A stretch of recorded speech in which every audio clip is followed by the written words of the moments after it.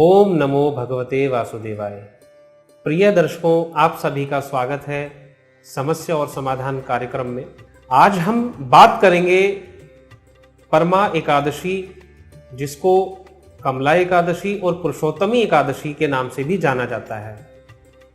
यह एकादशी अधिक मास की दूसरी एकादशी है, जिसका व्रत 12 अगस्त को किया जाएगा, रखा जाएगा। इस एकादशी को 12 अगस्त को मनाया जाएगा और इसका पारण अगले दिन 13 अगस्त को प्रातः काल में किया जाएगा। क्या इस एकादशी का महत्व है, इस एकादशी को की क्या कथा है और ये क्यों रखनी चाहिए, इस पर आज की हमारी ये वीडियो आएगी और इस पर हम आज चर्चा करेंगे। तो सबसे पहले बात करते हैं इस एकादशी का क्या महत्व है। यह एकादशी विष्णु भगवान जी के द्वारा आपको उन सिद्धियों को भी देने वाली एकादशी है, जिन सिद्धियों को आप गृहस्थ आश्रम में रहकर भी प्राप्त करना चाहते हैं, अपने कष्टों के निवारण के लिए या अपने जीवन में आध्यात्मिक उन्नति के लिए। गृहस्थ जीवन में सभी प्रकार के भौतिक सुख को जो भोगना चाहते हैं, भौतिक सुखों को जो प्राप्त करना चाहते हैं, उन सभी के लिए इस एकादशी का बहुत ही बड़ा महत्व है। इस एकादशी के महत्व को जानने के पश्चात अब इसकी कथा पर एक छोटा सा वर्णन मैं आपको देना चाहूंगा। प्राचीन काल में कथा आती है कि एक बहुत ही विद्वान ब्राह्मण एक थे एक नगर में, और उनको एक बहुत ही पतिव्रता पत्नी प्राप्त थी, किंतु प्रारब्ध में कुछ ऐसे कर्म हो जाने के कारण उनको दरिद्रता का भोग करना पड़ा। बहुत ज्यादा प्रयत्न करने पर भी उनको भिक्षा ना मिल पाती, अन्य नगर में जाकर के भी वो भिक्षा को प्राप्त ना कर पाते।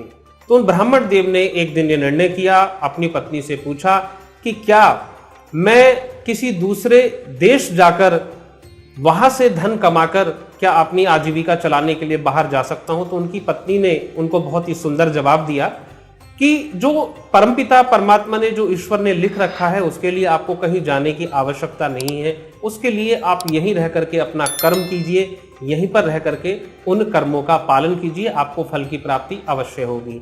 एक दिन उनके यहाँ पर एक ऋषिवर, उनके प्रारब्ध के कुछ पुण्य कर्म जागृत होकर के एक बहुत ही विद्वान ऋषिवर उनके यहाँ पर आते हैं, अपने चरण कमल उनके यहाँ रखते हैं और वह अपनी जो परेशानी होती है, जो दरिद्रता होती है, उसका कारण उनके समक्ष जानने का प्रयत्न करते हैं, प्रश्न करते हैं, ऋषिवर से पूछते हैं कि इसका क्या कारण है ऋषिवर, और इससे छूटने का मुझे उपचार बताएं।